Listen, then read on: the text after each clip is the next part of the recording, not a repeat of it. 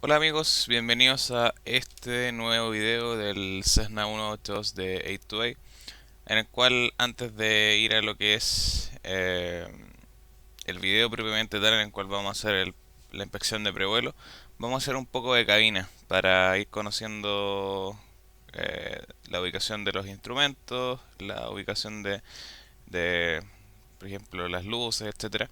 Cosa de que cuando empecemos a hacer los vuelos y vayamos viendo los diferentes procedimientos, no sea algo que, tengo que hacer tal procedimiento y no sé en qué parte de la cabina se encuentra, sino que ya sea más rápida la reacción. Entonces, vamos a encender la batería para efecto que tengamos mejores referencias del instrumental. Partimos desde arriba y de izquierda a derecha. El primer botón que está acá es el GPS y Navigation Mode, que en el fondo lo que hace es sintonizar o ver en referencia a qué está operando nuestro HCI, si en base a la frecuencia del BOR para la navegación o en base a lo que tengamos cargado en el GPS. Lo segundo que hay acá es el panel de anuncios, que con este botón de acá lo podemos testear y vemos que esté funcionando correctamente. Como vemos ahí, los anuncios que tenemos son de bajo combustible, del pitch trim en caso que no esté funcionando el trim, de baja presión de aceite, de la bomba de succión y de voltaje en caso que se nos esté descargando la batería.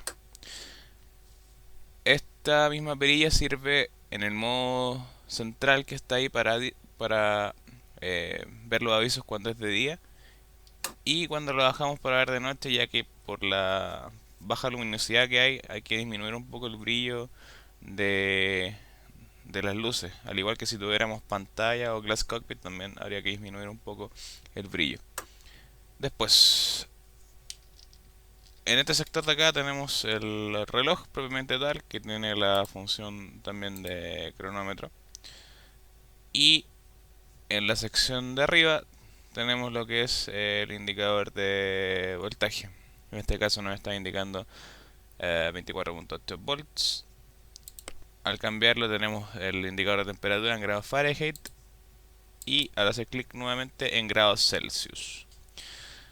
Después tenemos aquí el velocímetro, nuestro indicador de actitud, altímetro, el BOR 2, que este va directamente enlazado a la radio de acá, a la radio de navegación número 2. Vamos a activar el Avionics Switch para tener referencia de las radios también.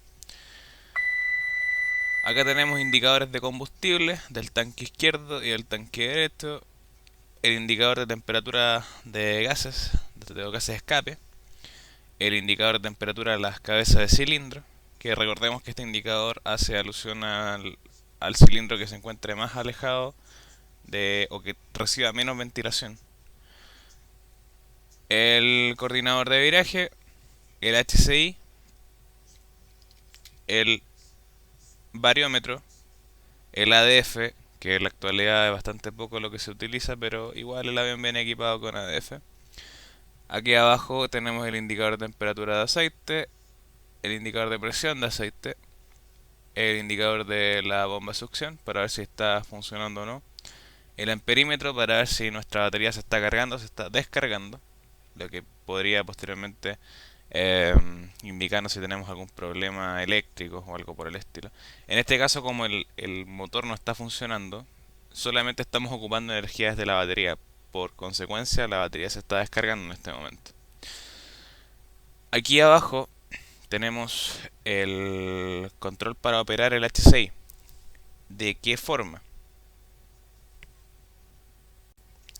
Cuando nosotros operamos este switch en el modo slave que está abajo, quiere decir que el HCI solo se vaya sincronizando a medida que hagamos viraje, con referencia a nuestro compás magnético que está acá arriba, que es el que le va a dar la referencia.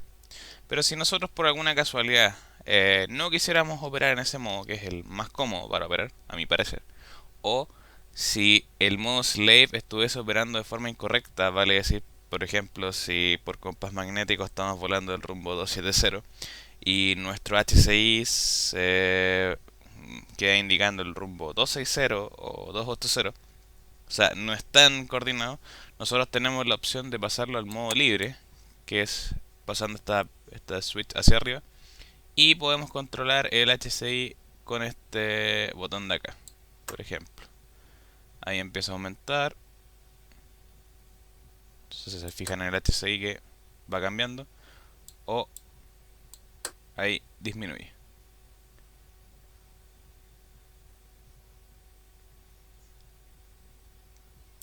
Y después, si queremos volver a slave, lo pasamos aquí abajo y solo vemos que se vuelve a corregir. Aquí tenemos el indicador del manifold pressure o la presión del múltiple, que es con el cual nosotros volamos después en referencia a las potencias. El indicador de flujo combustible, para ver cuánto combustible estamos consumiendo y para las compensaciones de potencia que hagamos posteriormente. El tacómetro, con la indicación de RPM, donde vemos el rango máximo que tiene este avión, 2400 RPM. Aquí hay un espacio porque recordemos que en el panel default, cuando volamos con giro direccional y no con HCI, acá tenemos el BOR 1, el BOR 2 y el ADF pasa acá abajo. Por eso, más que nada. Miren, ahí se nos acaba de encender la luz de voltaje, porque quiere decir que hemos estado usando mucho la batería, por ende se está descargando. De hecho, ahí verificamos que está bajando la carga. Pero bien, seguimos. Total, esto es un simulador, así que no hay problema. Acá tenemos lo que son los magnetos. Magneto derecho, izquierdo, ambos. Y después el siguiente, que es el start. El master switch, que compone tanto el alternador, que lo tengo apagado porque ya que el motor está apagado no es necesario tenerlo. Y el battery switch, que es el que energiza todos los sistemas eléctricos. Acá tenemos los circuit breakers, que para que ustedes sepan, deben ser verificados siempre antes de cada vuelo, porque al saltar un circuit breaker puede indicar que hubo un corte y tenemos algún problema en el sistema eléctrico, o simplemente hay que resetearlo. Acá tenemos la bomba de combustible, que es de suma importancia para el encendido del motor y en caso de emergencia también, ya que esta provee inyección adicional de combustible al motor. Las luces, acá tenemos la luz beacon, la luz de aterrizaje, landing light, la luz de taxeo, taxi light, las luces de navegación de las alas, navigation light, y las luces de estroboscópicas. Y acá tenemos el calefactor del tubo pitot, que es el único sistema que tenemos para, por así decirlo, de prevención de hielo, pero que netamente es para calefaccionar el tubo pitot y que no perdamos referencia sobre lo que es la indicación de velocidad. Por consecuencia, este avión no debe ser operado en condiciones de formación de hielo. El Avionics Switch, que ya lo vimos, la función es para energizar todo lo que son los sistemas de navegación y las radios. Acá tenemos las luces de panel, que tanto la perilla negra que se ve acá como la chiquitita ploma son operables y controlan diferentes luces. Aquí vemos esta controla las luces de las radios, la perilla negra controla las luces de los instrumentos, y acá abajo es lo mismo. Esa y esa también operan de diferente manera. Ok, entonces lo volvemos a cero. Acá tenemos la toma estática alterna, que la tenemos que utilizar en caso que se nos bloquearan las tomas estáticas externas de la aeronave, para poder seguir manteniendo una indicación no 100% exacta, pero sí referencial sobre nuestros instrumentos de velocímetro, altímetro y variómetro. Siguiendo acá, tenemos nuestro panel de radios, aquí, donde ya vemos acá, seleccionamos el COM1 o el COM2, ahí estamos transmitiendo por el COM1 y escuchando el COM2. Si quisiéramos pasar al COM2 para transmitir, tenemos la perilla acá, ahí cambiamos a COM2, COM1, acá tenemos NAV1 o NAV2 para activar los morse de los BOR. Lo mismo con lo que es el audio de los market, en el caso de estar en una aproximación ILS, el DME y el ADF. Posteriormente acá abajo tenemos el Garmin 400, que es más que nada referencial porque no es mucho las opciones que se le pueden dar a este GPS, salvo el Direct to, por ejemplo. Después abajo seguimos con lo que son las radios, el COM1, la frecuencia que se está utilizando y la frecuencia auxiliar para cambiarlo. El NAV1, que es para el BOR 1, en este caso esta radio es la que trabaja con el HCI. COM2, NAV2, ADF con sus diferentes modos. Ahí también tenemos un cronómetro, o también podemos seleccionar la frecuencia standby. El transponder acá abajo, que lo podemos, al apretar el botón que está acá abajo, BFR, automáticamente pasa a 1200, o lo dejamos en 2000, que es el que ocupamos generalmente en aviación BFR. El piloto automático que está acá abajo, con sus diferentes modos. Acá el botón para activar el autopilot, el botón para volar en modo heading, para volar en modo de navegación, aproximación, el reverse track y el altitude hold. El altitude arm lo que hace es que seleccionamos una altitud, como en este caso 7000 pies que está indicando, y el avión, a medida que ocupemos el modo vertical speed junto con el arm, va a ascender según la razón de ascenso que seleccionemos y va a nivelar solo al nivel que acá colocamos.